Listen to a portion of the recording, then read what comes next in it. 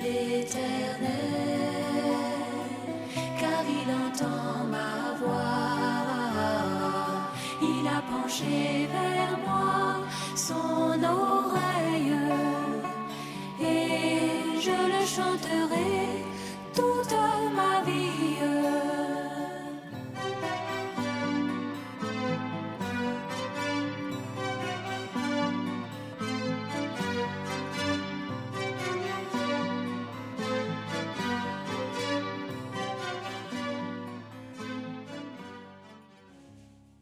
Veuillez vous asseoir, Dieu vous bénisse.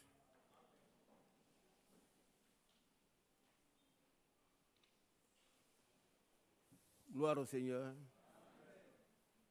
Il est vraiment bon. Ramenez-moi le chant, s'il vous plaît. Faites défiler, oui. Appartiens-tu à l'époux de Jésus, notre Seigneur? Sera-ce pour toi un jour de joie ou de frayeur? Vous savez, il va y avoir deux choses. Pour certains, ce serait un jour de frayeur. Quand ils seront enlevés, pour d'autres, ça serait de la frayeur. Ils vont avoir des problèmes.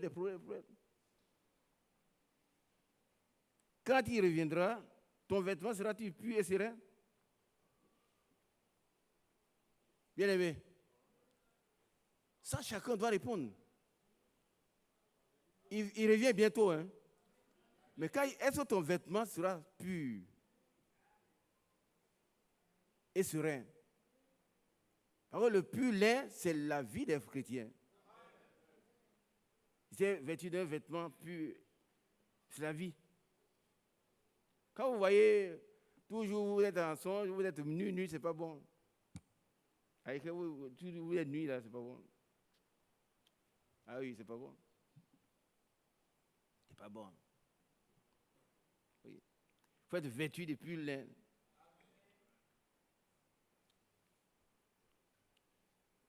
Quand il reviendra, ton vêtement sera-t-il pur et serein? Oui, c'est l'instant d'être prêt pour le festin. Oh Père, aie pitié de nous. Jésus vient et son festin est préparé. Nous allons au noces d'agneau là-bas, ce n'est pas ici. Et il va pas, c'est nous qui allons le rejoindre là-bas. Pour cela, pourrais-tu renoncer au monde et ses plaisirs? Ah oui, on a lu hier, ils aiment le monde plus que Dieu. Les temps difficiles là. Ils aiment le monde et ils haïssent les gens des biens. Amis de l'argent, ennemis des gens des biens. Ils sont prêts à jeter sur ce qui est monnaie.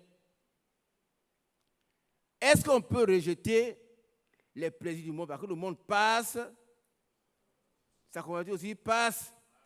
Celui qui aime le monde, il devient ennemi de Dieu. Pas lui-même, il s'est fait ennemi de Dieu. On ne peut pas aimer deux choses à la fois. On ne peut pas aimer le monde et Dieu. On ne peut pas aimer l'argent et Dieu. On ne peut pas aimer deux maîtres à la fois. Ou celui qui aime les deux, il va haïr un, s'attacher à l'autre. C'est un choix. Et Marie a choisi la meilleure part qu'il ne sera jamais ôtée. Quelle part as-tu choisi, ma soeur? Mon frère, est-ce que tu es un demi-chrétien? Le message, ce n'est pas les cantiques. C'est une vie. C'est une vie de racheter. Une vie qui fait plaisir au Seigneur. Une vie qui glorifie le Seigneur. Ce n'est pas les 4 minutes du Koweït, non. On continue. Est-ce que tu peux renoncer au monde et à ses plaisirs? Le monde a tellement de plaisirs. Pour ceux qui n'ont pas lu le Voyage du pèlerin, je vous invite à le lire. Qui l'a lu? Non, vous ne lisez pas beaucoup. C'est dommage. Hein? Qui a lu le voyage du pèlerin? Lève-toi. Oui, mon frère. Lève-toi et résume rapidement. Donne le micro. Lisez beaucoup. Lisez les brochures. Si vous ne pouvez pas écouter, les brochures sont là. Vous avez votre dîme, on le fait, vous êtes là, on ne lit pas. Ils ne lisent pas, ils sont là. Ce matin, je crois qu'on a résumé, mon frère Emmanuel a parlé de notre frère Branham, qui n'avait pas de connaissances. Oui, il n'est pas allé à l'école, mais il a beaucoup appris. C'est ça qui fait la différence. Hein? Qui suit ce que je viens de dire? Il avait un niveau CM, quelque chose, mais il a beaucoup étudié. Il ne sait pas comme nous, on a le message, et puis on ne sait même pas de quoi il s'agit. Il n'est pas resté au niveau CM1. Hein? Il a beaucoup appris, beaucoup étudié. Quand il parle, on a l'impression que c'est quelqu'un qui est un docteur. Et en même temps qu'il a appris, en même temps le Saint-Esprit lui révèle ce qui est écrit entre les lignes. Amen. Un chrétien, ce n'est pas un paresseux, ce n'est pas un ignorant. Vous détrompez-vous, hein? Un chrétien, l'instruction c'est pour le diable, ce n'est pas vrai. Trop de sciences fatigue le corps, ça c'est vrai. Mes frères a beaucoup à étudier. Amen. Et même Paul, quand il a reçu ces messages, quand il est devenu Paul, il était Saul, il est allé en Arabie pendant 3 ans. Qui est au courant? Qu'est-ce qu'il a fait? Il ne sait pas. C'est après ça qu'il est venu croiser les pylônes. Pour comparer ce qu'ils croient à ce qu'eux ils croient. Amen. Mais nous, quand on reçoit une brochure, c'est fini, on est bishop. Oui.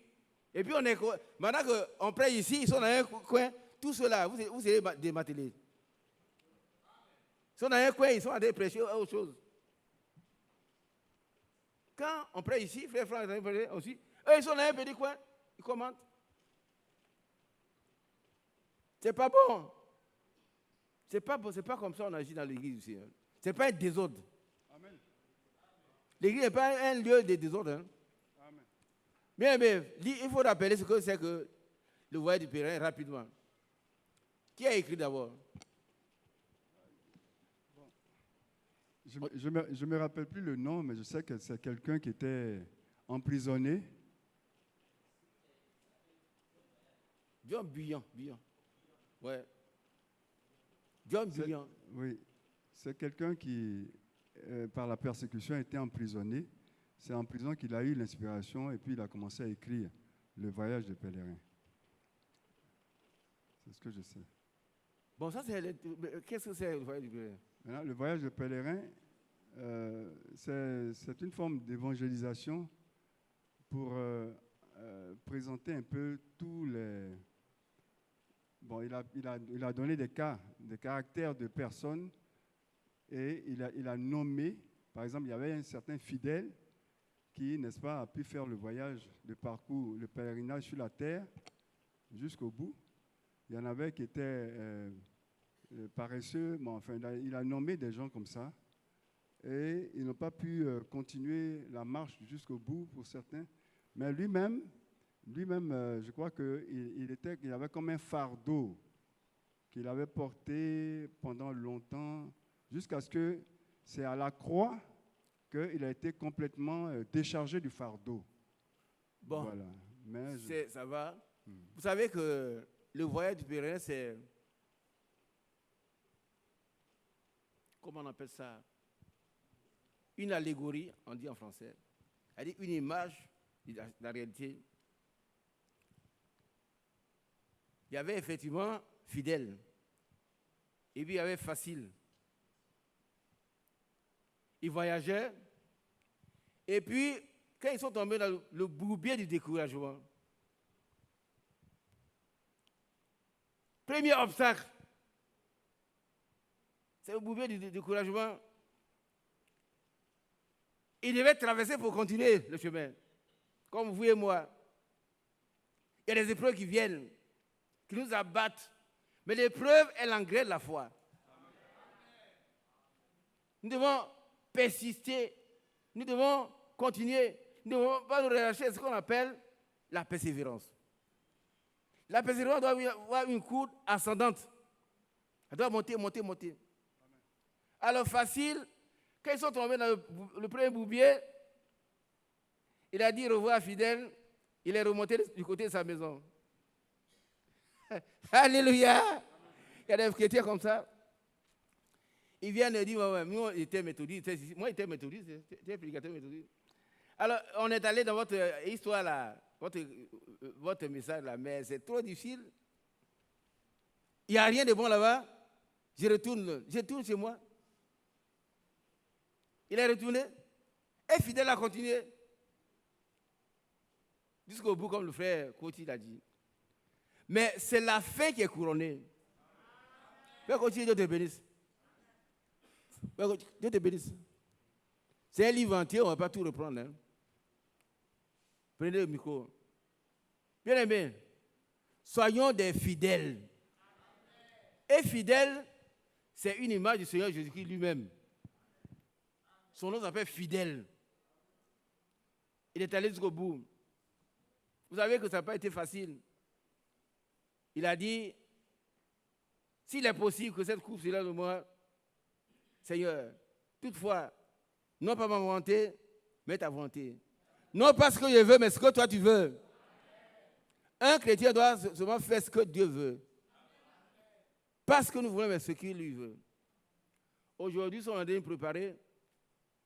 Bien aimé, chacun sait à quel niveau il se trouve. Chacun est son propre formateur. Personne ne va faire le gardien pour vous, hein, c'est vous-même. Si vous savez que vous avancez, mais si vous savez que vous n'avancez pas comme c'est écrit ici, il est l'heure maintenant d'être prêt. Amen. Alléluia. En tout cas, moi, je vais être prêt. Moi, mais je ne peux pas. Mais le Seigneur nous rend capables. Frère, il a rappelé Hébreux chapitre 13, avec le verset 18. Alléluia. Celui qui a ramené dans des morts le souverain pasteur, non Seigneur Jésus-Christ, il peut nous rendre capables. Et il veut le faire. Mais il veut rendre capable ceux qui veulent qu'on les rende capables. Dieu, il nous a créés libres comme lui-même. Donc, ce que nous voulons, c'est ce qu'il fait pour nous. Hein. Si nous voulons qu'il va le faire, on sera capable de faire sa volonté parfaite. Et puis, dans 1 Thessaloniciens 5, il est écrit, lui-même, il nous a appelés à sa gloire. Il va nous sanctifier lui-même, corps, âme et esprit. Mais il va sanctifier ceux qui veulent. Hein. Pas les demi. Celui qui ne veut pas, mais il ne fera rien pour lui. Alléluia. Bien aimé, je reprends, je voudrais être court, aidez-moi à prier pour moi pour que je sois bref. Je voudrais être court. Je reprends d'abord la conclusion de la prédication de notre bien-aimé frère Franck du 28e 2022. 21-8-2022. Voilà. Béni soit tous ceux qui entendent ta parole, la parole de Dieu, et qui les mettent en pratique. Ça, c'est l'application de frère Franck. Béni soit tous ceux qui entendent la parole de Dieu et la mettent en pratique. Aujourd'hui, il a fait allusion aux vierges folles, il a fait allusion aux vierges sages, il a fait allusion à 2 Pierre. Nous devons tout faire pour ressembler, ajouter ceci à ce qu'on atteigne le sommet. N'est-ce pas? Que notre vieille nature soit crucifiée. Vous savez, quand on colporte encore les calomnies, on critique encore, on ment encore, on vole encore,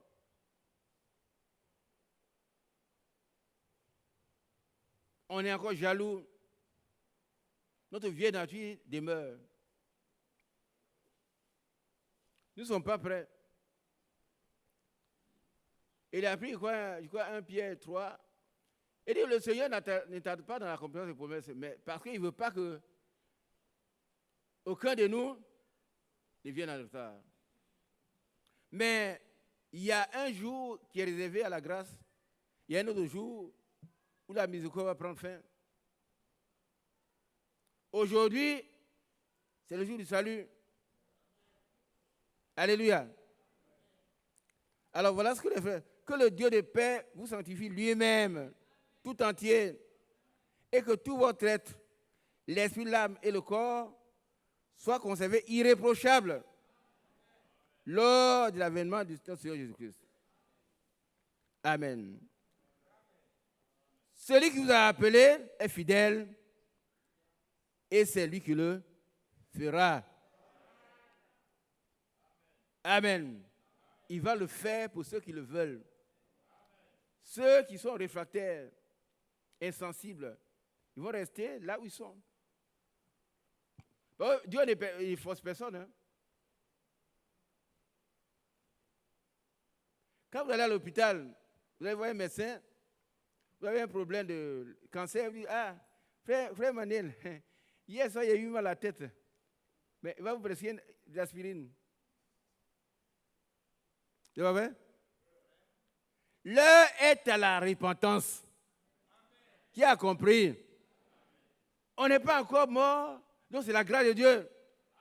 La foi est une grâce. La foi est une grâce. Hein? Dieu fait grâce de croire. Donc aujourd'hui, nous devons croire.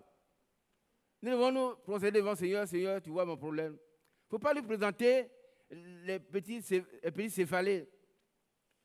D'ailleurs, il sait, quand le Dieu a une masse informe dans le ventre de notre mère, il connaît. Il sait qui sont. Moi qui parle, il sait qui je suis. Toi qui écoutes, il sait qui. Non, qu'est-ce que tu veux lui cacher? Sœur, qu'est-ce qu'on peut cacher à Dieu? Rien. Donc, mettons-nous nus devant lui. Disons, mais Seigneur, tu vois que je suis nu. Je ne peux rien, je ne vaux rien, je ne sais rien, je ne suis rien. Viens à mon secours. Alors, il viendra. Pierre a dit, nous avons péché toute la nuit. Nous n'avons rien pris. Mais si ta parole,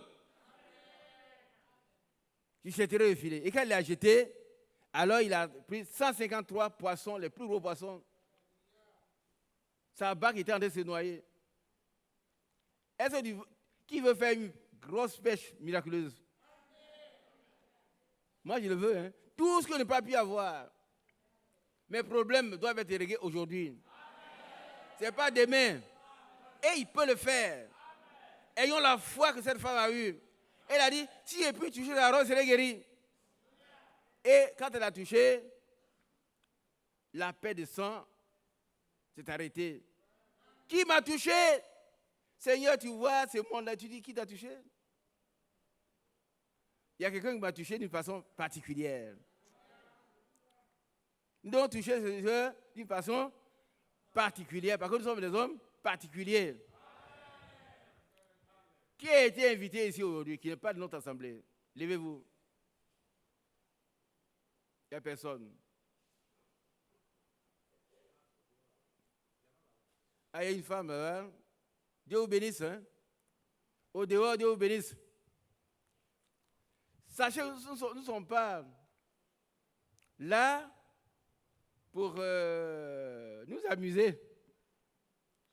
Nous avons reçu un message qui nous prépare pour le retour de Christ. C'est la grâce de Dieu. Si vous avant de partir, venez voir les serviteurs de Dieu, on va vous expliquer ce que c'est que ces messages-là. On va prendre le temps de l'expliquer à tout le monde. Après, il y a beaucoup qui ne savent pas. Ils sont assis, ils ne savent pas ce que c'est. On va prendre le temps, par la grâce de Dieu, expliquer ce que c'est que le message. Mais ceux qui viennent d'arriver, ne repartez pas, venez nous voir, on va vous expliquer ce que nous croyons. Alléluia. Nous sommes en train de nous préparer pour le retour du Christ. Un retour certain, vrai, sûr et certain.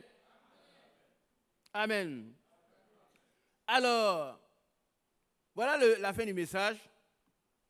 Bénis soient ceux qui écoutent la parole de Dieu et la mettent en pratique. Alléluia. Alors nous allons parler un peu de notre vieil homme qui est encore là, qui doit être crucifié. Bien aimé, si on peut insulter, on peut parler, on peut voler, on peut mentir. Si on peut ne pas nous faire confiance, c'est que notre vieil homme est vraiment vivant. Je vous donne un exemple, écoutez-moi ici.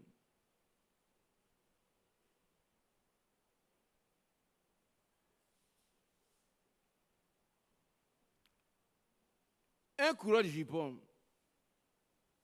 C'est quoi un coureur de jupon, c'est quoi? Bateau. Qu'est-ce qu'un coureur de jupon?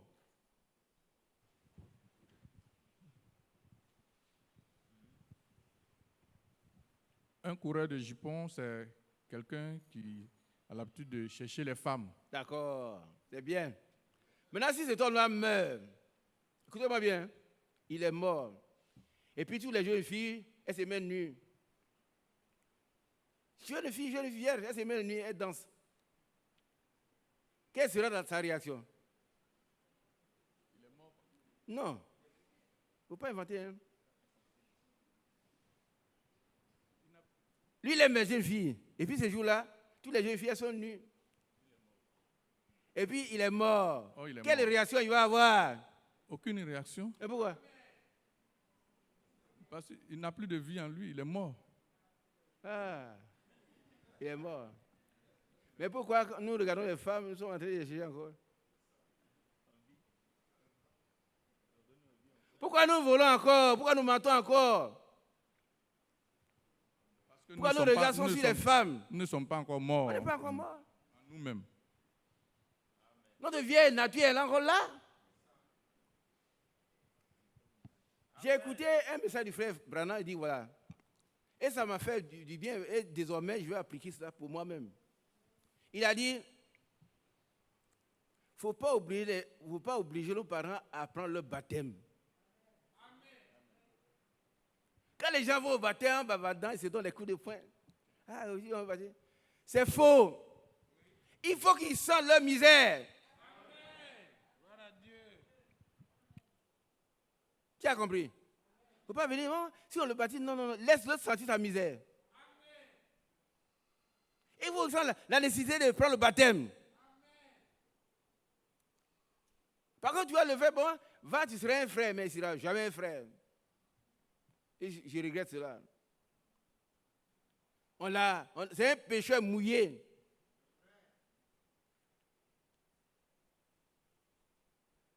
Est-ce que vous comprenez un peu? Un homme qui cherche les femmes, quand les femmes sont nues devant lui, s'il est mort, ça ne lui dit rien. Mais pourquoi toi, tu as les yeux partout sur les sœurs? Pourquoi toi, tu regardes les frères avec envie? Ta vieille nature est encore là. Et frère Branham donne un exemple. Écoutez-moi bien. Hein. Il y a un cocon. C'est-à-dire que les petits insectes là, les insectes qui font une petite boîte et puis ils sont dedans. Et puis après, ils deviennent un autre insecte. Qui c'est ça? Ils vont se métamorphoser. Alors, frère Branham était là, une sœur. Ils ont vu que cet animal-là voulait sortir. Est-ce que vous suivez? La petite bête s'agitait et ils ont pensé qu'elle voulait sortir. Qui suit maintenant? C'est une petite bête, comme les papillons là, qui s'entourent d'une petite boîte. Qui a déjà vu ça? Alors, elle est dedans, elle s'agite, et puis le frère Branham et une sœur d'église, on dit, ah, cette petite bête, elle veut sortir. Non, on va l'aider. Mais ils ont cassé la petite boîte, mais elle n'était pas mûre. Qu'est-ce qui va lui arriver? Elle est morte. Laissons les gens où ils sont. Prêchons-leur la parole. Ils sentent leur misère. Il ne faut plus envoyer les gens pour... On ne le baptise pas, non. Qu'ils sentent que lui, il a besoin du baptême. Paul la Bible dit, celui qui aura cru, qui sera baptisé, sera sauvé. Ça, on lui prêche ça. Celui qui n'aura pas cru sera condamné. Il a appris, lui-même, il va prendre la décision. Ah, ils ont tué, frère Bana et la soeur, ils ont tué le petit coco. Il n'était pas mûr. Laissons les gens sentir leur misère. Qui a bien compris? Il ne faut pas la main. Allons chez nous, on va te baptiser. Non, non, non, baptiser personne. Si lui sent que la prédication qui est apportée est entrée en lui, il a décidé, alors il va venir. Mais pas des gens qui s'en vont et moi je suis comme, alors tu vois, ils font au baptême, on dit, non, non, ceux-là ne sont pas prêts. Par le jour de la Pentecôte, Pierre a dit, repentez-vous. Ça veut dire quoi? Regrettez vos péchés, réparez-les, mettez de l'ordre partout, et alors venez au baptême. Il ne faut pas prendre des gens qui ne sont pas convertis. Repentez-vous donc. Repentez-vous. Bien aimé, écoutez, hein. Il y a une seule chose qui arrête la colère de Dieu, c'est la repentance. Hein. Quand la colère de Dieu arrive là, c'est la repentance seule, c'est pas parce que les frères ont prié pour le faire, non, non. Toi-même, tu dois savoir que ce que tu as fait est mauvais, tu dois mettre de l'ordre. Si tu dois réparer, tu répares. Si j'ai volé le livre du bateau, aussi longtemps que je n'ai pas reçu son livre, je ne suis pas pardonné. Qui a compris? Qui a compris ça? Il y en a qui n'ont pas compris ici. Qui a compris ici? Restitution ce que nous avons volé. Le méchant emprunte et ne rend pas. Et il se sauve sans être poursuivi. Rendons ce que nous avons emprunté. Ce n'est pas à nous. Laissons les gens où ils sont. Prêchons la parole. Qui ne se répand d'abord? Qui sent qu'ils ont besoin du baptême? Quand on dit, quels sont les problèmes du baptême? Ce sont les gens qui sont prêts. Hein? Frère Emmanuel, viens. Quand on demande ceux qui vont, ce n'est pas des gens qu'on invite, mais c'est normal. S'ils sont prêts, ils viennent. On ne bouge pas quelqu'un, c'est pas baptisé. Bon, on va mouiller les pécheurs. Ils ne sont pas convertis. Alors, ces petits insectes-là, il était tranquille, il s'agitait. Frère Branham et la sœur pensaient qu'il voulait sortir. Ils ont cassé, il est mort. Et désormais, là, laissez les gens où ils sont, apporter la parole qui convertit. Par contre, le baptême, là, c'est un engagement. Nous prenons conscience devant Dieu. Ça veut dire que ce que Dieu a fait dans ton cœur, là, c'est ce que tu manifestes visiblement.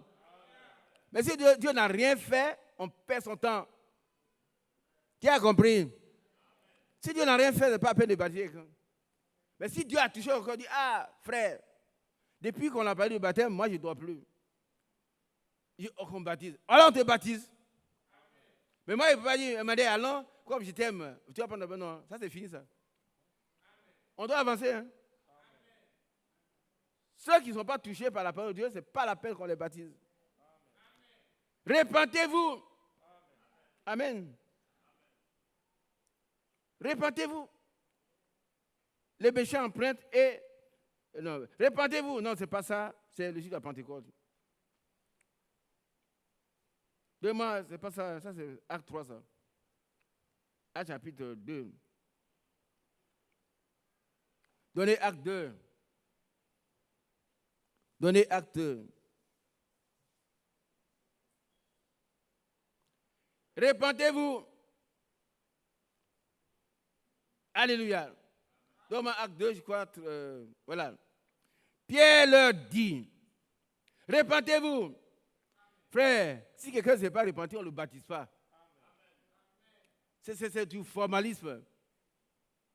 Aussi bien qu'il n'y a pas de catéchisme, mais on ne baptise pas n'importe qui. On est d'accord, non? Apportons la parole qui convertit.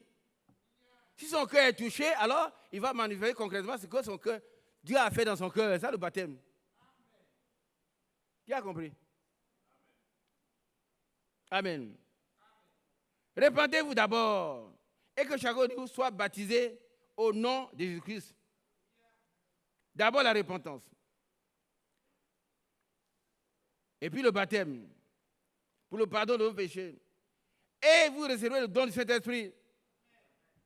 Ça c'est sûr, hein? Il y en a qui sont baptisés, mais ils n'ont jamais le Saint-Esprit. Pourquoi? Ils ne sont pas repentis. On les a mouillés seulement. Amen. Car la promesse est pour vous, pour vos enfants, et pour tous ceux qui sont au loin, en aussi grand nombre que le Seigneur notre Dieu les appelle. C'est nous. Dieu nous a donné son esprit. Il y en a qui ont été baptisés, mais ils n'ont jamais expérimenté le baptême. Pourquoi? Ils étaient des voleurs, ils sont encore voleurs. Les menteurs, ils sont menteurs. Les couleurs de jupons sont encore jupons. Leurs regards sont toujours par... Quand ils sont assis ici, leurs yeux sont parmi les seuls là-bas. Oui, c'est vrai. Mais que Dieu ait pitié de nous. Nous sommes encore vivants, que Dieu ait pitié de nous. L'heure est à la repentance. Alléluia. Frère, tout à l'heure, j'ai donné un exemple. Mon bien-aimé, va t'asseoir s'il te plaît. Regardez un peu, une femme, un homme qui est une femme.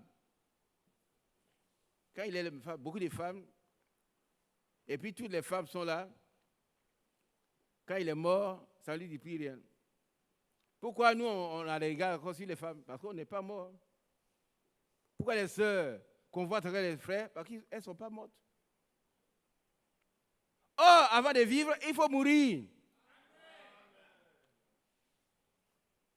Est-ce que vous comprenez? Vous comprenez? Pour vivre, il faut. Et frère Branham dit que le printemps, là, le printemps, c'est le beau temps. C'est le temps de Pâques. Tout renaît. Tout ce qui est mort renaît. Mais si on n'est pas mort, on ne peut pas revivre. On est entier, on est soi-même voleur.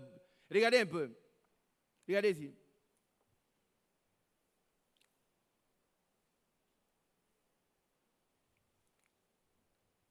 Vous voulez écouter? Quelqu'un, un ivrogne, il tombe dans les caniveaux, et puis il aime la boisson à col, il boit, et puis il est mort. Et puis on met le couteau à côté de lui. Ken juice, les liqueurs, on l'entoure avec ça. Qu'est-ce qu'il va faire? Toi, qu'est-ce qu'il va faire? Ouais.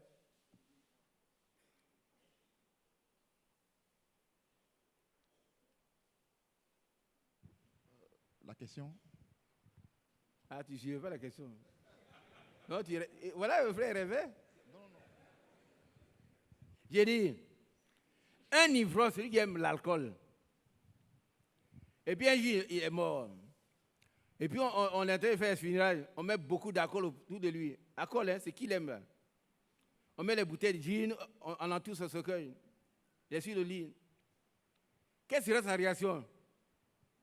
Il n'aura pas de réaction, il ne sait même pas quelle a liqueur autour de lui. Il est mort. Mais pourquoi? Il est mort, il n'a pas de vie. Il est mort. Bon. Mais pourquoi nous buvons encore? On discute encore sur la boire. Frère Isaac, tu dis ne pas boire. Moi, je n'ai jamais dit à quelqu'un de ne pas boire. Bois. Bois ce que tu veux. Tu n'es pas encore mort. Aussi longtemps que tu seras vivant, bois.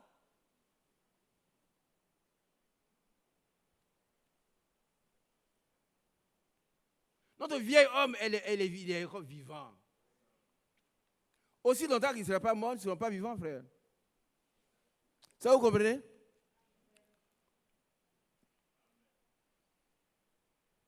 Je donne un exemple. Une sœur qui aime la colère. Et puis le jour qu'elle meurt, giflée là. Elle est morte, giflée là. Qu'est-ce qui va se passer? Elle va s'élever? C'est très simple. Hein? On n'est pas encore mort, frère. Demandons au Seigneur de nous tuer. ils ont peur. Ah, il dit, quoi, moi, il ne fait pas de théorie. Hein. C'est-à-dire, notre vieil homme doit mourir. Je n'ai pas dit de mourir physiquement. Notre vieille nature doit disparaître.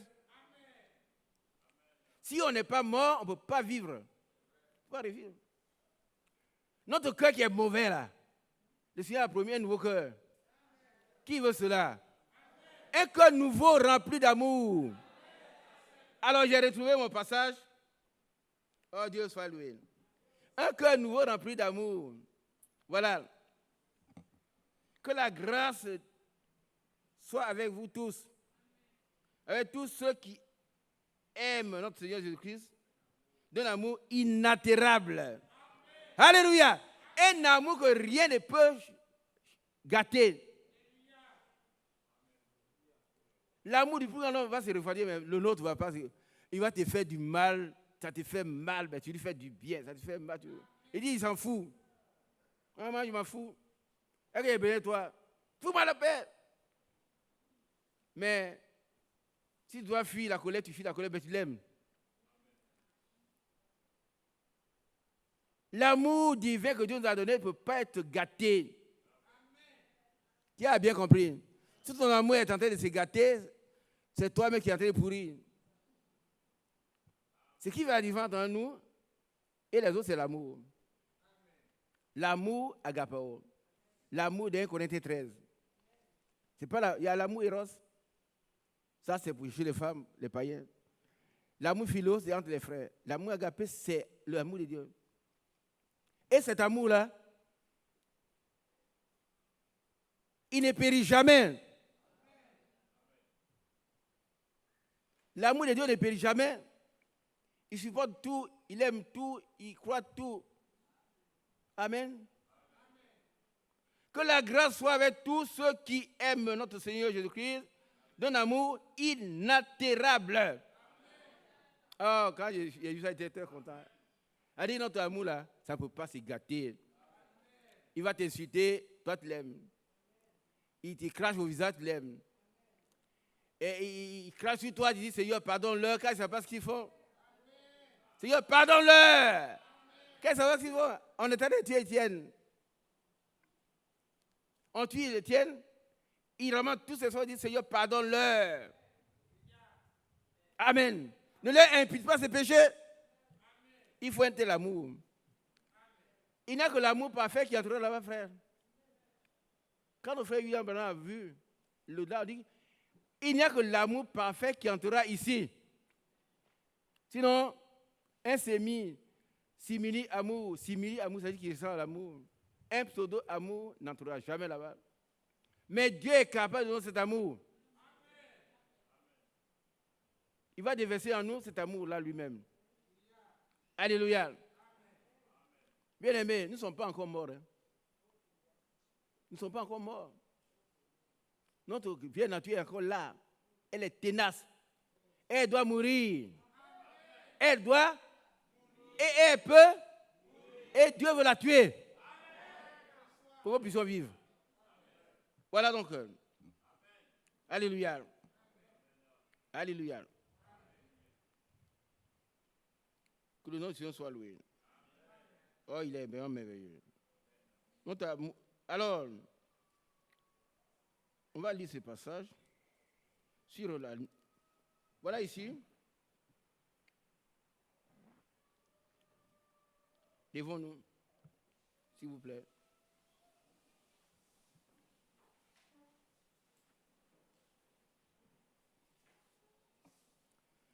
Romains chapitre 6.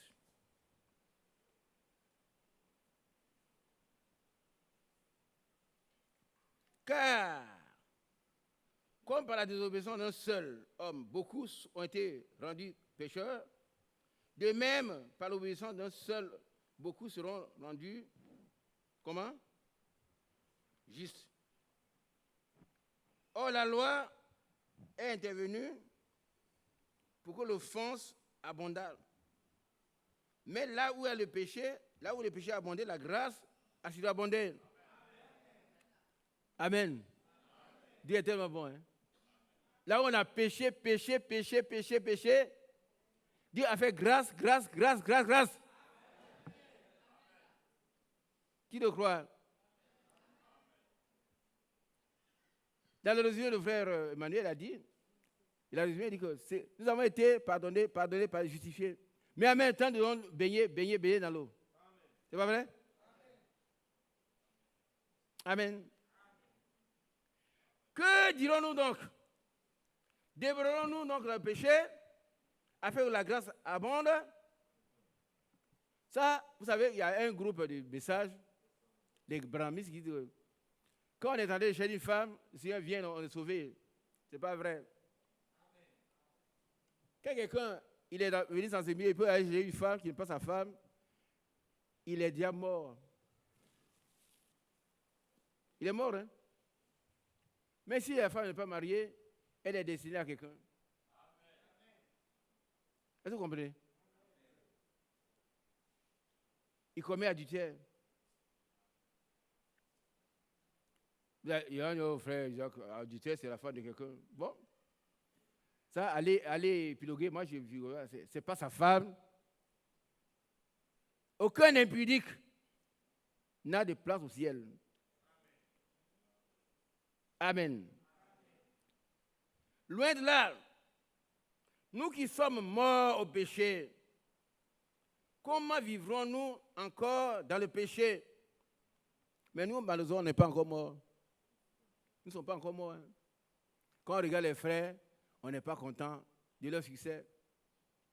Ah oui, on n'est pas content de ceci, là. On n'est pas content de leur tête, la forme de leur tête. Mais c'est toi, si tu juges un frère, tu juges le Seigneur. C'est lui qui a créé sa tête. Hein. Oui. En tout cas, moi, je suis heureux de ma tête parce que Dieu m'a donné. J'aime bien ma tête, je la peigne. Et puis, je ne peins pas parce qu'il m'a donné, il dit qu'un jour, je voulais la tête blanche. Et puis, il continue. Celui qui met son yomo, il est tranquille, il est libre. Mais moi, je ne m'aime pas. Autant je ne le juge pas, autant il doit me laisser tranquille. Est-ce que vous comprenez? Laissons les gens libres. Pour chacun reconnaît ce qu'il a semé. Alléluia. Ignorez-vous que nous tous qui avons été baptisés en Jésus-Christ, c'est en sa mort que nous avons été baptisés. Mais vous voyez, quand on prend quelqu'un qui ne croit pas, et puis on le baptise, il n'est pas baptisé. Ah oui. Il vous fait plaisir. Hein? Ah, c'est mon frère, mais quand on le voit, ce n'est pas un frère. Laissons les gens où ils sont. Apportons la parole qui dit, celui qui aura cru sera baptisé, sera sauvé. Il n'est pas baptisé, il sera condamné. Et que ça le tourmente. Que lui-même dit, ah, moi je vais prendre votre thème. Qui a compris? Il ne faut pas prendre les gens pour venir les baptiser. On a fait des erreurs là. On ne le fait plus. Hein. Frère Branham et sa soeur ont enlevé le cocon. Ils ont tué la bête. Laissez les bêtes mûrir d'abord. Bon, le baptême, c'est un bon engagement devant Dieu.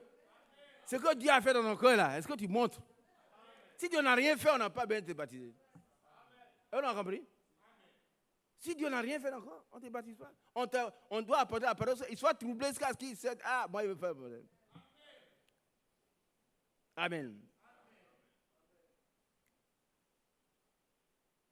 Nous avons donc été ensevelis avec lui par le baptême en sa mort, afin que, comme Christ est ressuscité des morts, par la gloire du Père, de même, nous aussi, nous marchons en nouveauté de vie. On voit que les gens sont baptisés, mais ils marchent dans leur vieille nature. Ah oui. On ne peut pas leur faire confiance. Ils insultent des frères. Allez sur les réseaux sociaux. Qui voit? Qui suit? Allez sur les réseaux. Comment on nous insulte? Ah oui, oui, oui. C'est quoi on dit de nous? Mais si on a dit ces choses du Seigneur, nous sommes qui? on dit que le Seigneur leur pardonne. Ils n'ont qu'à continuer à faire leur père. C'est le diable. Celui qui dit à un frère imbécile, il doit passer par la gêne. Qui a déjà lu ça? Ah oui, oui, c'est écrit. Hein? Si tu dis à un frère qui est imbécile, tu dois aller à l'enfer. Mais si le frère ne voit pas ça qui m'insulte, je dis, Seigneur, pardon lui. Il ne faut pas le voir aller à l'enfer. C'est tout. Amen. En effet, si nous sommes devenus une même plante avec lui, par la conformité en sa mort, nous le serons aussi par la conformité à sa résurrection. Sachant que notre vieil homme a été crucifié avec lui. Mais on ne sait pas, hein? Ça n'a pas eu lieu. Ça n'a pas eu lieu. C'est grave. Afin que le corps du péché fût détruit, pour que nous ne soyons plus esclaves du péché. Car celui qui est mort est libre du péché. Que Dieu soit loué. Veuillez vous asseoir.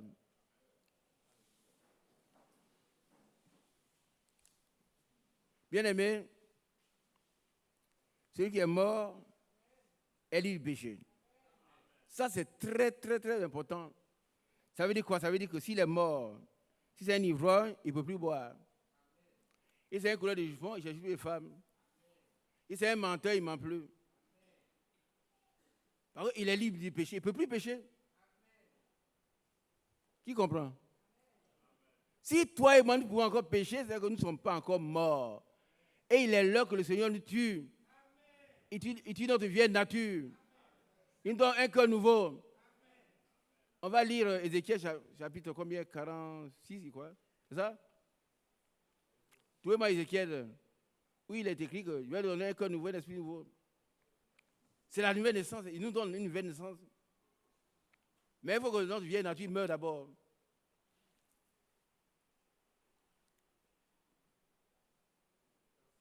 Ézéchiel? Hein? 36.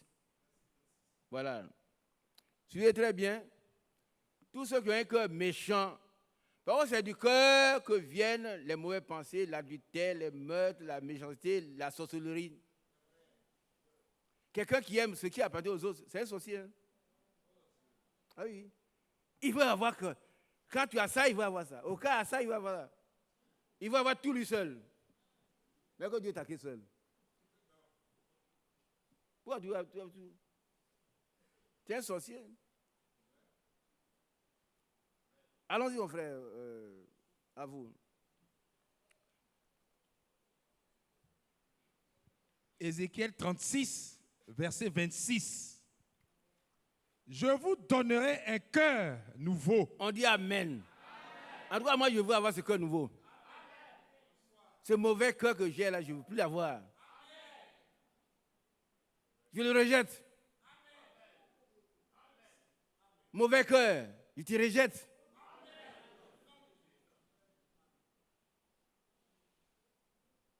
Amen. Qui va avoir le cœur nouveau? C'est la nouvelle naissance, hein? C'est la nouvelle naissance. Allons-y. Et je mettrai en vous un esprit nouveau. Oh, c'est merveilleux. Moi, je crois que Dieu peut le faire. Il donne un cœur nouveau. Et puis, Emmanuel, un esprit nouveau. Notre esprit, là, c'est pas cet esprit, hein, c'est pas ça. C'est notre esprit humain, là.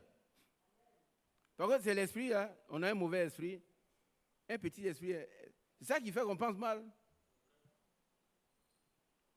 Quand quelqu'un est heureux, on veut qu'il soit malheureux. Quand quelqu'un réussit, pourquoi c'est lui? On ne peut pas nous marcher sur le pied. Ah oui.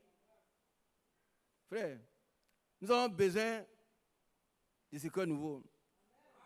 Nous avons besoin de l'esprit nouveau. Même si on est vieux, hein? Frère Branham a dit une chose que j'ai retenue. Il dit, nous sommes tous des enfants de Dieu. Qui est heureux. Devant Dieu, il n'y a pas de petit-fils. Hein? Nous sommes tous des fils de Dieu. Devant Dieu, on est encore des bébés. Devant Dieu, Abraham était un enfant. Il a dit à Abraham, nourris-toi.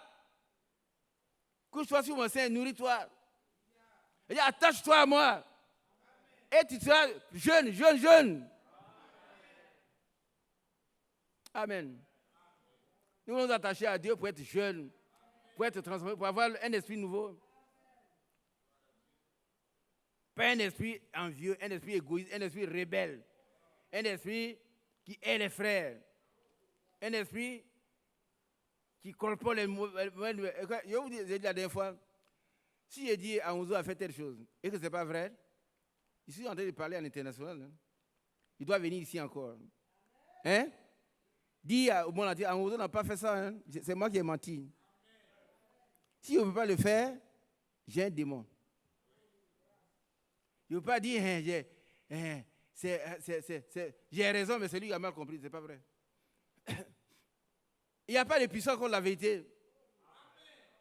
Il n'y a aucune puissance contre la vérité. La vérité, c'est Jésus lui-même. Quand tu vas calomnier un frère, tu dois venir réparer ça ici. Qui a bien compris? Levez la main.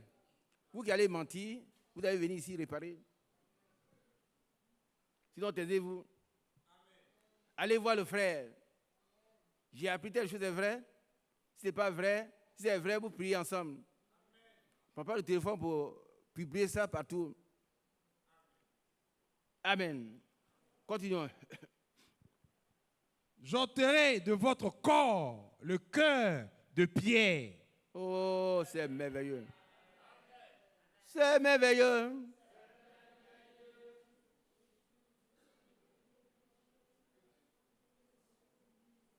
Qui est heureux? C'est merveilleux ce que Dieu fait. Il va enlever mon cœur de pierre, un cœur insensible, un cœur dur. Un cœur dur. Moi, on ne me parle pas, toi, tu es qui? Pourquoi tu ne parles pas? Pourquoi tu parles à Dieu? Vous ne comprenez pas ça? Qui comprend ce que je viens de dire? On parle à Dieu et puis un non, lui ne parle pas. Et toi, tu es qui? Toi, tu es un homme, un mortel, tu parles à Dieu. Moi, on ne me parle pas, hein? Toi, tu ne parles pas? Moi, tu peux parler à Dieu? C'est merveilleux.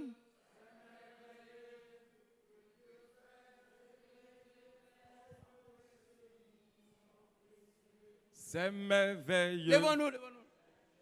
Ce que Dieu fait, son précieux lit est toujours vrai. Quand on y croit, il répondra. C'est merveilleux ce que Dieu fait. Oui, c'est merveilleux, ce que Dieu fait. Son précieux lit est toujours vrai. Oh, quand on y croit, il répondra. C'est merveilleux ce que Dieu. Oui, je crois que la Bible est. Oui, je crois que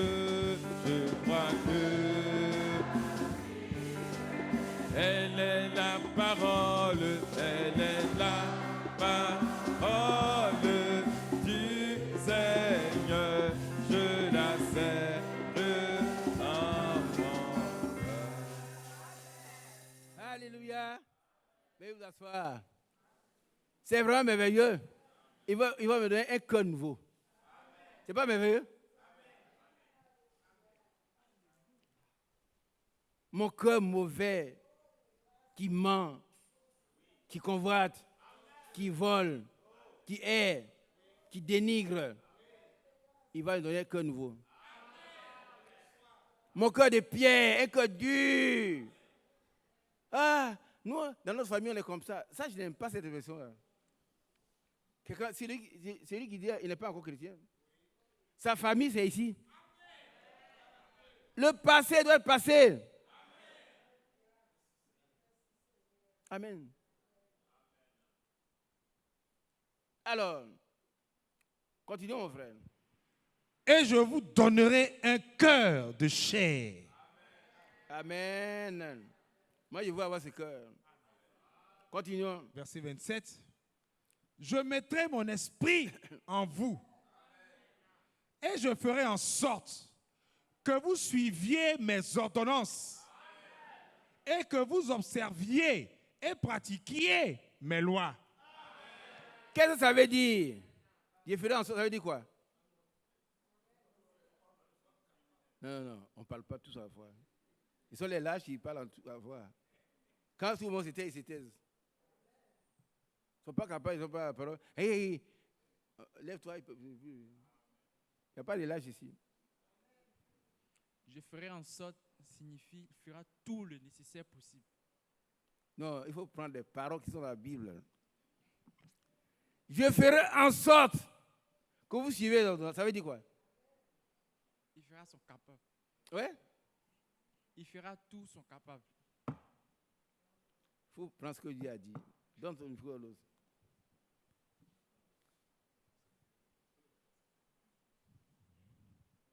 C'est-à-dire qu'il va nous rendre capables de le faire. Non, il faut. Je ferai en sorte, il faut prendre vieux. Je ferai en sorte veut dire que Dieu nous rendra capables. Non, il faut reprendre ce que Dieu a dit. Je ferai en sorte que vous suiviez. Je ferai en sorte que vous suiviez mes ordonnances. Ça veut dire quoi? Je vous Il vous rendrai capable. capable d'obéir, oui. Je vous rendrai capable. Moi, Jésus, Dieu, je vous rendrai capable. Vous savez, Dieu, il donne jamais, il ne demande jamais de faire ce que nous ne pouvons pas faire. Dieu n'a jamais fait ça. Quand il envoie quelqu'un, il l'équipe.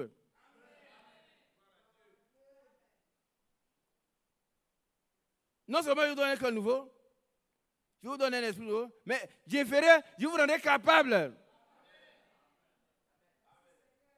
Alors qui veut être capable? Accepter cela? C'est là seulement que notre vieille nature va disparaître. Hein? Je vous rendrai capable que vous suiviez mes ordonnances, que vous observiez et pratiquiez mes lois. Amen. Je crois que c'est 32, vers les 32 là-bas, dans ce passage-là, où il a dit que cette terre devait... C'est le même passage. Vous allez voir que ce que Dieu peut faire. Qui suit? Comment Dieu transforme la vie de quelqu'un? Sa vie nature quitte. Et il nous rend capables, change notre vie. Alors vas-y. Ézéchiel 36, verset 33. Voilà un homme qui était là, un voleur, un menteur, un attentant, tout. Mais un jour, il va être transformé. Moi, je connais quelqu'un, je ne le nomme pas. Quand j'allais dans cette région, avant que l'église ne naisse dans la ville, il tombait dans les caniveaux. Il buvait ça. Mais quand je suis allé là-bas, par la grâce de Dieu, Dieu a transformé cet homme-là. Tu veux voir en cravate?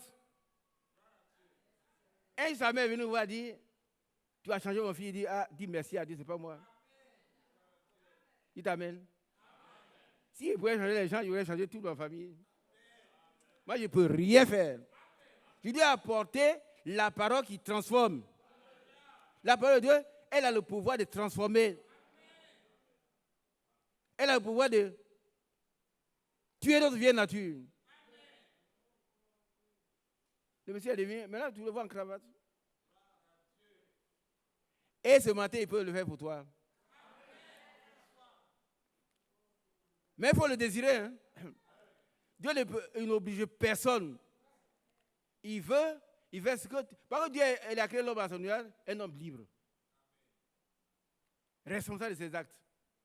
Si tu veux, il va le faire. Qui le veut, et le fasse pour toi maintenant. Allons-y. Si parle le Seigneur, l'Éternel, le jour où je vous purifierai de toutes vos iniquités, Il va enlever tout ce qu'on sait. C'est-à-dire des choses ignobles qu'on a faites. Des choses qu'on ne doit pas faire. Des transgressions délibérées qu'on a commises. Il va nous enlever cela. Amen. Il va fermer les yeux dessus. Et quand le diable va nous accuser, il va dire, c'est mon fils. Ah, il est heureux. Qui est heureux? Le diable va nous accuser, il dit, son mot là, oh, c'est un menteur. Il dit, mais c'est un menteur, c'est vrai. Mais moi, je suis la vérité. Le chemin, la vérité, la vie. Et il a pris position pour moi, il prend position pour lui. Satan, retire-toi. Je regarde son problème entre nous. Tu n'as pas introduit entre nous. Et puis Satan soit avec sa queue, confus. Confus hier, aujourd'hui, pour toujours. Mais sachant qu'il est Dieu. Nous devons savoir qu'il est Dieu, il est créateur. Il est amour. Et notre amour pour lui doit être inaltérable. Rien avec un grand R ne doit venir gâter l'amour que nous avons pour Dieu. Gâter l'amour que nous avons pour les frères. Si on aime les frères, si on aime Dieu, on doit bien sur les frères. D'un amour inaltérable.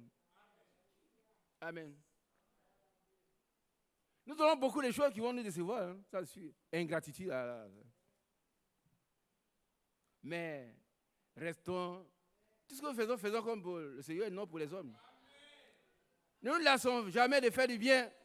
Mais là encore, il faut la puissance de Dieu. Amen. Ainsi parle le Seigneur, l'Éternel. Le jour où je vous purifierai de toutes vos iniquités. Toutes. Pas une seule, toutes. Tu as volé, tu as tué, tu as avorté 1000 fois. Combien de fois? Il va ôter tout. Et tu seras pur. Et il va dire, acquitté. Il n'a jamais péché. Elle n'a jamais péché. Satan, tu es vaincu. Satan est une puissance vaincue. Satan n'a le pouvoir que ce que vous donnez comme pouvoir. Mais il n'est pas encore lié. Pendant le millénaire, il sera lié pendant 1000 ans. Pour le moment, il est encore là. Mais il est vaincu. Bientôt, il sera écrasé sur nos pieds. Il n'est pas content de moi, moi non plus, je ne suis pas content de lui. Oh non, Dieu est merveilleux. Il ne faut pas avoir peur pour voir. Hein? Non. Satan est vaincu. Il est vaincu. Alléluia. Ainsi parle le Seigneur, l'Éternel.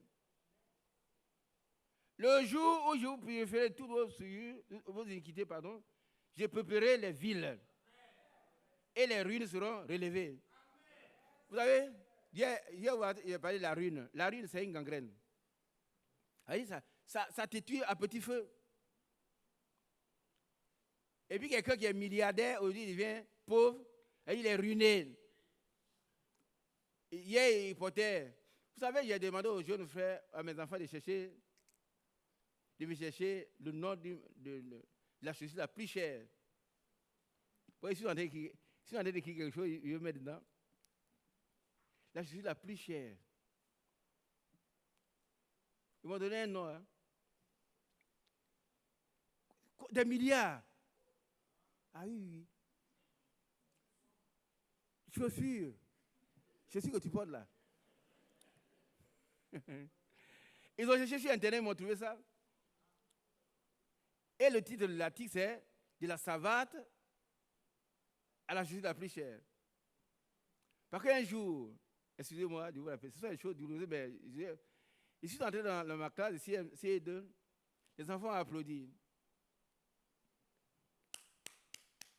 Il dit, qu'est-ce qu'il y a? Monsieur, vous allez changer de chaussures. Il y en a qui sont bénis, ils jouent avec Dieu. Hein? Ah bon? Pendant 3 ans, mes chaussures étaient comme ça, comme un lépreux.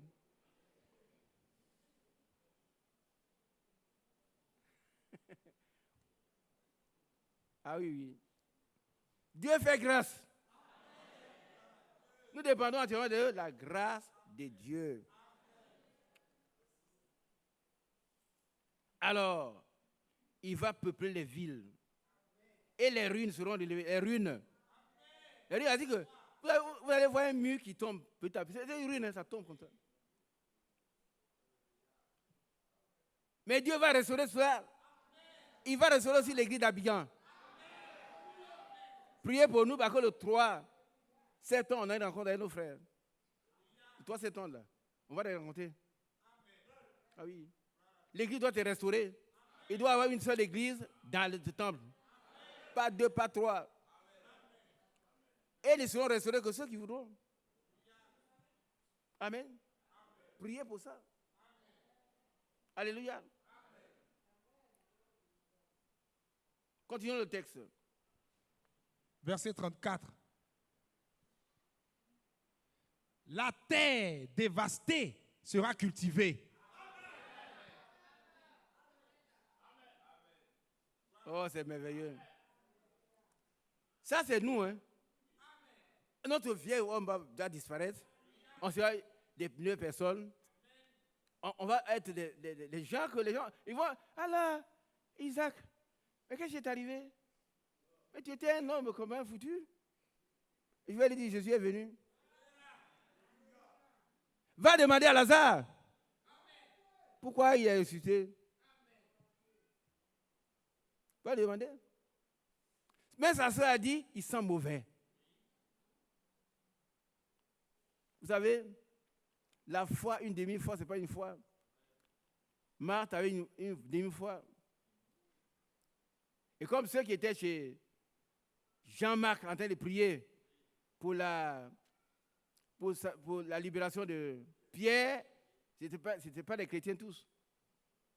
Autant de Jésus encore, les gens ne croyaient pas. Ici, on est assis, beaucoup ne croient pas. Hein. Qu'est-ce que le vieux Isaac, il raconte toujours les mêmes choses. Mais par contre, tu n'as pas encore été transformé. Tu as besoin des mêmes choses. Jusqu'à ce que tu changes. La femme est venue, elle a couru. Ah, Pierre était livré. On dit, mais tu es une folle. Comment Pierre peut être livré? Tu sais que nous, on prie pour la femme. Hein? Pierre ne peut pas être livré. On ne croit même pas à ça. On prie, mais on ne croit pas que Pierre sera libéré. On prie, mais on ne croit pas qu'on sera levé. On prie, mais on ne croit pas que Dieu va nous transformer. On prie, mais on ne croit pas que nos maris seront guéris. On prie, mais on ne croit pas. Homme de peu de foi. Ce n'est pas un peu de prière. Tu es une folle. Comment Pierre qui est attaché à des gens, il peut... Mais Dieu est tout puissant. Il y a une chose, hein. Il y a une seule chose que Dieu ne peut pas faire. C'est de faillir. Dieu ne veut pas faillir. Alléluia. Dieu ne veut pas faillir. Ce que sa bouche dit, sa main l'accomplit. Il est le spécialiste des impossibilités. Il a dit, je vais suivre ma parole pour l'exécuter.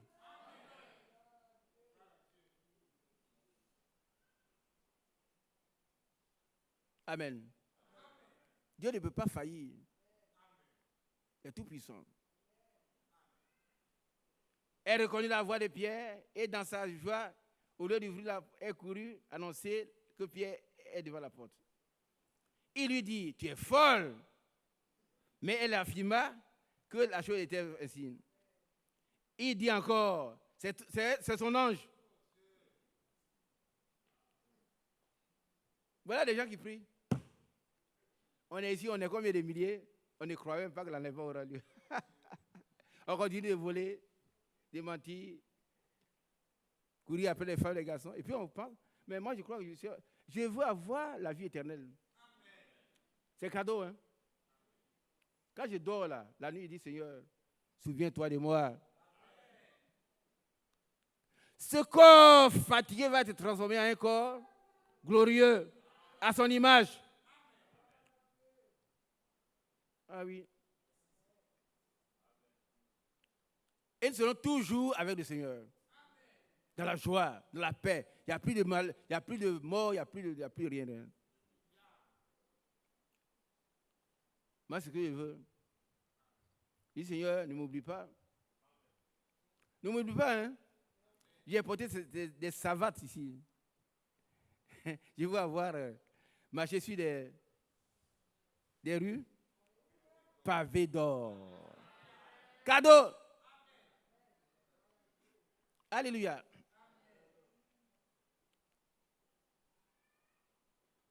Cependant, Pierre continuait à frapper et ils ouvrirent et furent étonnés de le voir. Il fut étonné de voir ce qu'il demande. Oh, pauvre incrédule. Il y a beaucoup de frères qui cherchent du travail, ils cherchent enfants, ils cherchent femmes, mais ils sont étonnés. Quand je dis, tiens, c'est pour moi ça. Mais moi, il ne mérite pas ça.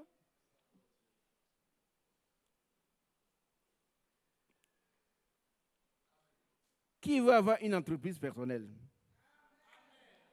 Levez-vous. Son entreprise personnelle. Si vous y croyez, vous le verrez.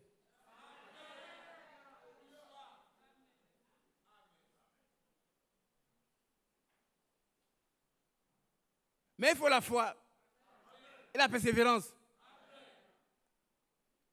Ce matin, le frère a parlé de notre foi. Elle doit être basée sur des promesses. Là, il n'y a pas de promesses, il n'y a pas d'accomplissement. Moi, je crois que le Seigneur a dit, il va agrandir toutes choses. Et c'est le roi qui a parlé ça. David. Il a dit, il a le pouvoir d'agrandir toutes choses. Frère Anzo, livre, c'est pas ça pour nous. Croyez-le, vous allez rendre témoignage. Il y a une soeur que j'ai rencontrée hier, elle est là. C'est avec elle on a prié hier. La soeur qui a passé le temps, elle est restée à l'église ici hier. Hein? Dorothée. Soeur Dorothée, tout à l'heure on va te voir. Tu dois avoir un témoignage à rendre. Frère, on n'a pas un Dieu théorique. Il est un Dieu tout-puissant. Il est pragmatique. Lisons le passage. 1 Chronique 29, verset 12. Prenez ça pour vous, hein. Allons-y. C'est de toi que viennent la richesse et la gloire. Si vous voulez être riche, vous le serez. Je vais vous dire une chose. Hein. Il y en a qui ne croient pas, mais ici, là, Dieu a fait des miracles. Il n'y a pas longtemps, un frère est venu ici, on devait le renvoyer. Est-ce qu'il est là? On a prié pour lui. Non seulement on ne l'a pas renvoyé, mais on lui a donné une voiture, on a triplé son salaire. Frère, est-ce que tu es là?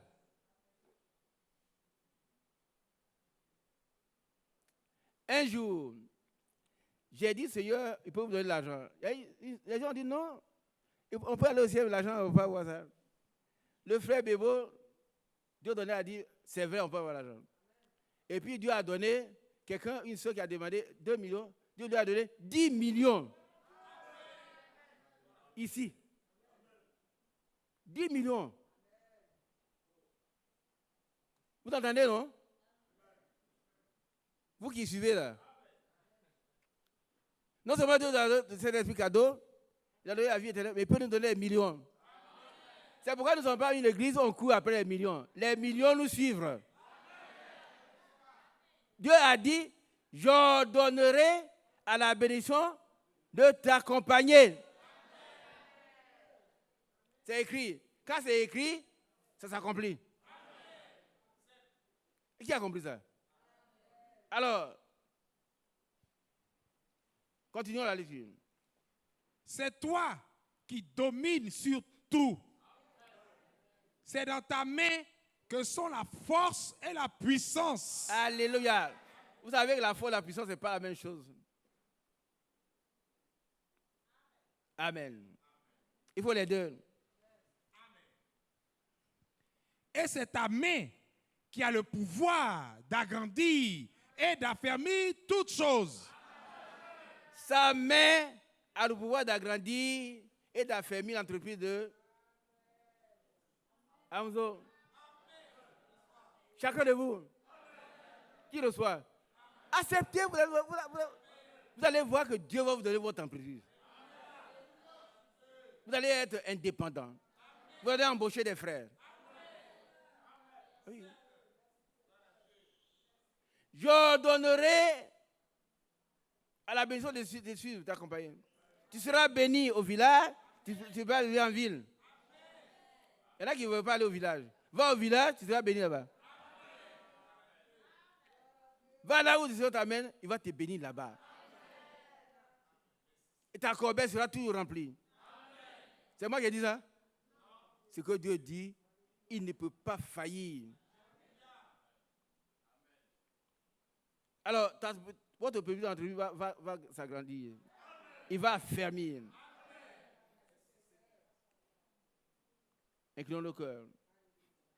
Notre bien-aimé Père Céleste. Prions, disons merci au Seigneur. Seigneur, merci. Parce que tu nous as bénis. Tu as béni l'entreprise de mon frère. Tu as béni l'entreprise de ma soeur. Tu as béni sa vie. Oh, bénis le Seigneur. Et tends ta main de grâce sur lui, Seigneur. Oh, non, Jésus Joseph. Alléluia. Merci, Seigneur. Amen. Veuillez vous asseoir. Veuillez vous asseoir. Vous savez, il y a des critiqueurs. C'est quoi, il a dit autre chose. Maintenant, à l'église, on parle, on va bénir l'entreprise. Ah, il y a des critiqueurs. Prenez 3 gens. Il y a des preuves dans la Bible. C'est ce qu'il demande là.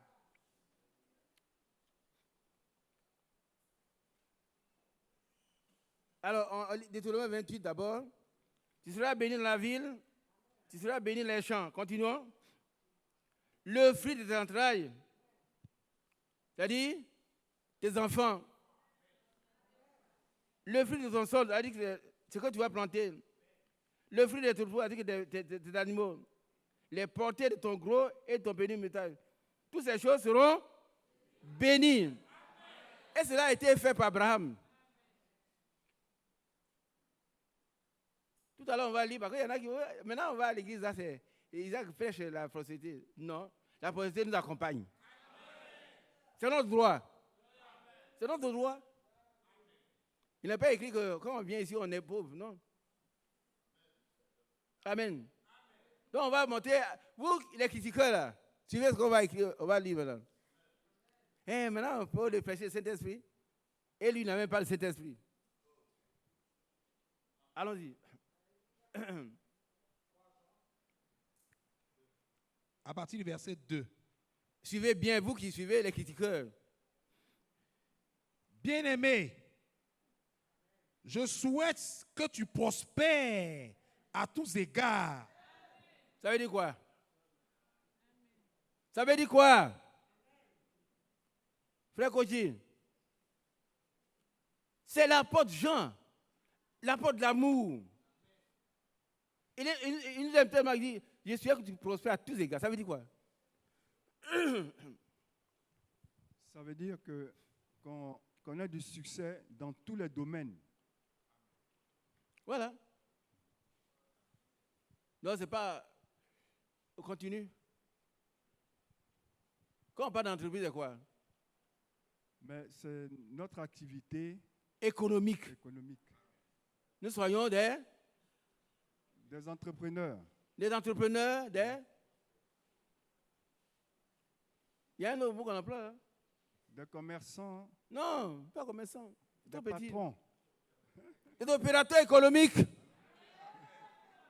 Des opérateurs économiques. Amen. Tu as peur de ça? Dieu te bénisse.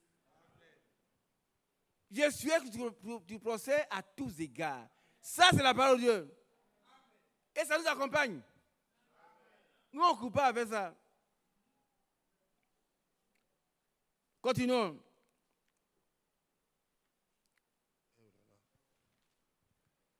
Bien-aimé, je souhaite que tu prospères à tous égards et sois en bonne santé. Sois en bonne santé. Tes affaires marchent, mais toi, tu vas manger ce que tu plantes là. Toi-même. Quand tu sais, tu vas manger toi-même.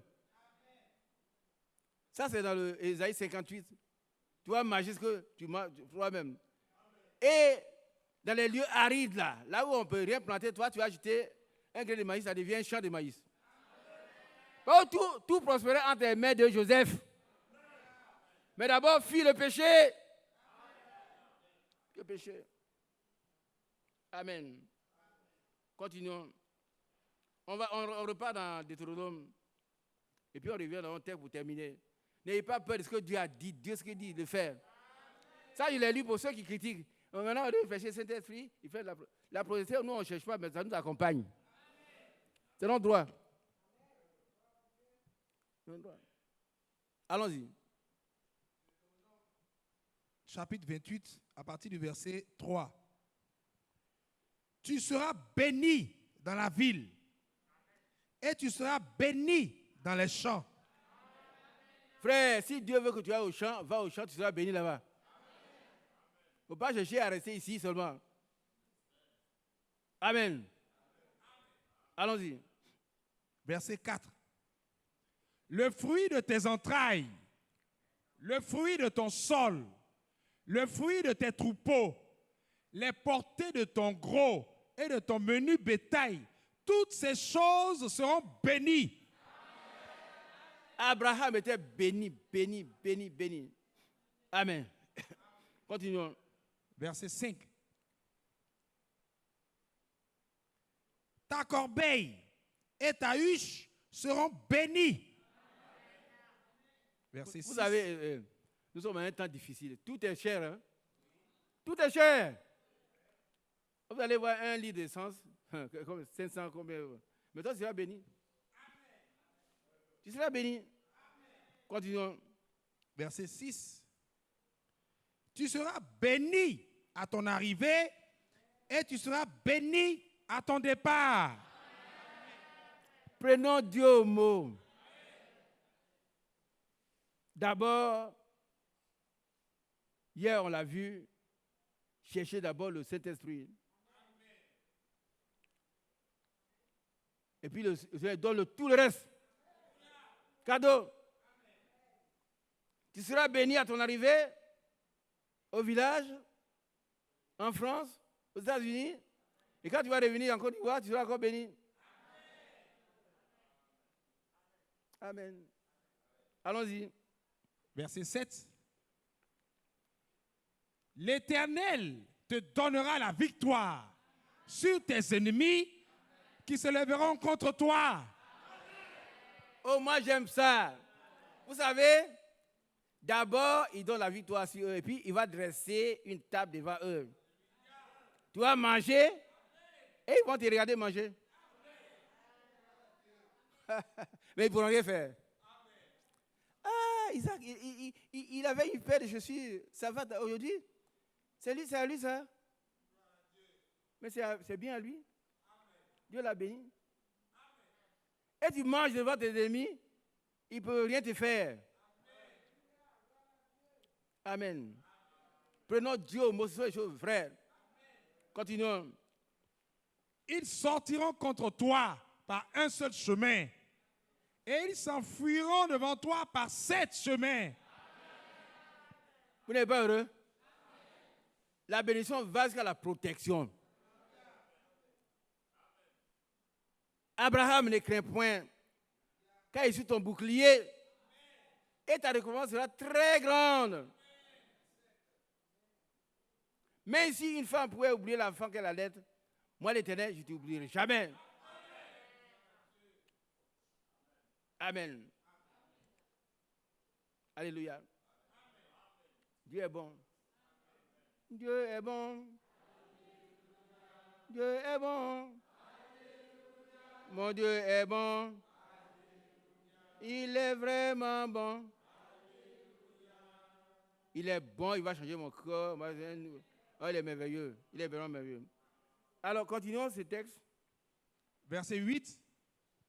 L'Éternel ordonnera à la bénédiction d'être avec toi dans tes greniers. Oh, Dieu. Qui est heureux? Dieu va dire, accompagne mon frère.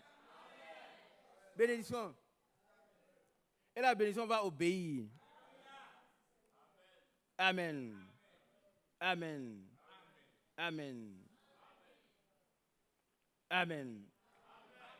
On va s'arrêter là. Alléluia.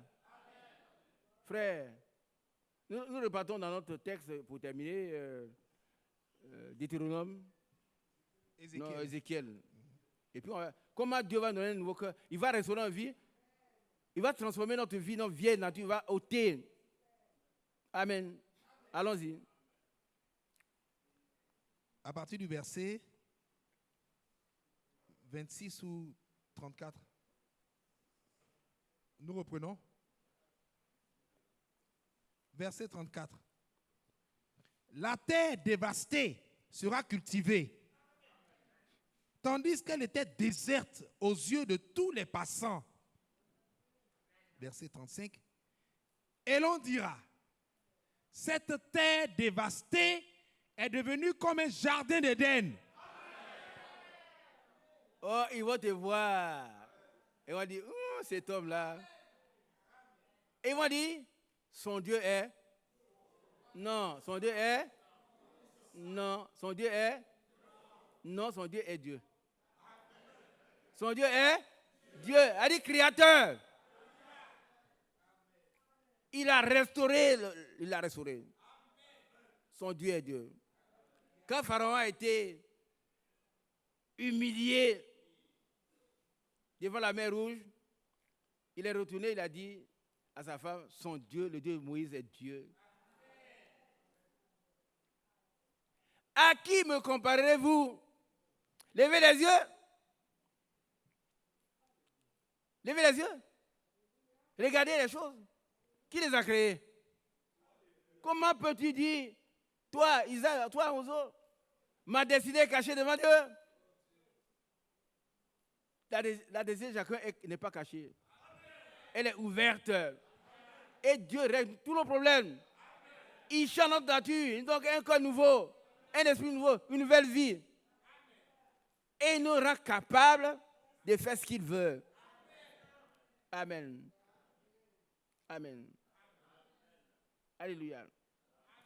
Continuons cette lecture. Et ces villes ruinées, désertes et abattues sont fortifiées et habitées. Gloire à Dieu. Amen. Voilà les ossements. On t'a dit les ossements. À moins que nous soyons vraiment incrédules. Hein?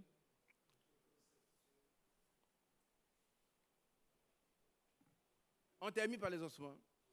On termine, on va prier. Si on n'est pas d'accord avec tout ça, alors on reste ce que nous sommes. Hein? Ézéchiel 37, à partir du verset 1. La main de l'Éternel fut sur moi, et l'Éternel me transporta par son esprit et me déposa dans le milieu d'une vallée remplie d'ossements. Verset 2. Il me fit passer auprès d'eux, tout autour, et voici, ils étaient fort nombreux à la surface de la vallée, et ils étaient complètement secs. Ça veut dire complètement gâtés. Bon, une question. Qui est sec ici comme un ossement? Levez-vous ceux qui sont secs. Il n'y en a pas? On est bien frais. On est plein de sang, plein de... Alors, allons-y. Verset 3. Il me dit, Fils de l'homme, ces eaux pourront-ils revivre? Je répondis, Seigneur éternel, tu le sais. Tu le sais, parce que tu peux. Tu ne peux pas faillir. Tu es le Créateur. Tu vas créer la vie. Tu vas transformer leur vie. Ils vont devenir des êtres humains. Il me dit, verset 4, il me dit, prophétise sur ces eaux et dis-leur, ossements desséchés, écoutez la parole de l'Éternel. quand Dieu parle, même les eaux écoutent. Mais très souvent, nous, on n'écoute pas. Les eaux secs écoutent. Devant Dieu, la veille d'Aaron a reverdi en une seule nuit. Continuons. Verset 5. Ainsi parle le Seigneur, l'Éternel, à ces eaux. Voici, je vais faire entrer en vous un esprit, et vous vivrez. Que le Seigneur fasse ça pour cette église. Depuis nous, les prédicateurs, jusqu'aux frères qui sont partout. Amen. Amen. Continuons. Verset 6. Je vous donnerai des nerfs. Je ferai croître sur vous de la chair. Je vous couvrirai de peau. Je mettrai en vous un esprit et vous vivrez. Alléluia. Cette église habillante doit vivre. Chacun de nous doit vivre. Amen. Continuons. Et vous saurez que je suis l'Éternel. Et vous saurez que je n'ai jamais eu de commencement ni de fin. Amen. Verset 7. Je prophétisais selon l'ordre que j'avais reçu. Un serviteur de Dieu ne doit dire que ce que le Seigneur lui a donné. Vous comprenez? On ne doit obéir qu'à ce que Dieu a dit. On ne doit pas faire ce que nous voulons. Vous avez besoin de prier pour nous. Nous disons que ce que Dieu dit veut que nous disions, c'est tout. Parce qu'il est responsable de ce qu'il donne. Il est responsable de ce qu'il demande de faire. Ce n'est pas nous. Il a dit, tout ce que vous donnez à mon nom, je le ferai. Ce n'est pas toi, Isabelle, moi je vais le faire. Continuons. Et comme je prophétisais, il y eut un bruit. Et voici, il se fit un mouvement. Et les eaux s'approchaient les uns des autres. Je regardais. Et voici, il leur vint des nerfs, la chair crue. Et la peau les ouvrit par-dessus, les couvrit par-dessus. Mais il n'y avait point en eux d'esprit. Il me dit, prophétise et parle à l'esprit. Prophétise, fils de l'homme, et dis à l'esprit, ainsi parle le Seigneur, l'Éternel. Esprit, viens des quatre vents, souffle sur ces morts et qu'ils revivent. Ah, que le Seigneur souffle sur nous. Continuons. Verset 10. Je prophétisais selon l'ordre qu'il m'avait donné. Toujours, on doit faire exactement ce que le Seigneur dit de faire. Rien d'autre. Il est responsable de qui nous demande. Hein? Amen. Et l'esprit entra en eux. Et il reprit vie. Et il se tint sur leurs pieds. C'était une armée nombreuse, très nombreuse. Gloire au Seigneur. Alléluia. On s'arrête là. Amen. Bien-aimés, laissons le Seigneur nous transformer. Laissons-le tuer notre vieille nature. Laissons-le nous donner un nouveau cœur, un esprit nouveau, son Esprit Saint. Laissons le Seigneur nous donner la capacité d'accomplir sa volonté. Laissons-le nous restituer, nous ranimer, comme il a ranimé les os, ces ossements secs. Que notre vieille nature n'existe plus.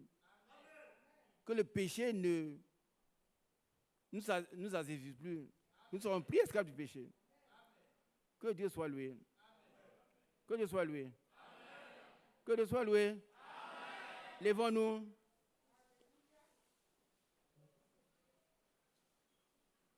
Aujourd'hui, c'est un nouveau jour pour nous.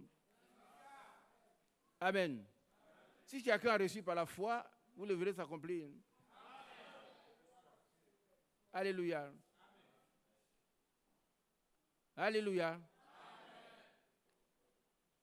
On va chanter la Bible ici-bas. La Bible ici-bas. Bon, tu viens?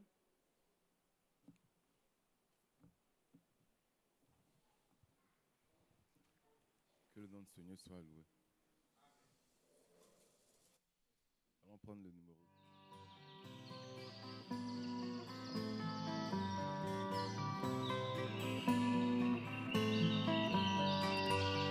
J'aime l'Éternel, car il entend ma voix. Il a penché vers moi son oreille, et je le chanterai.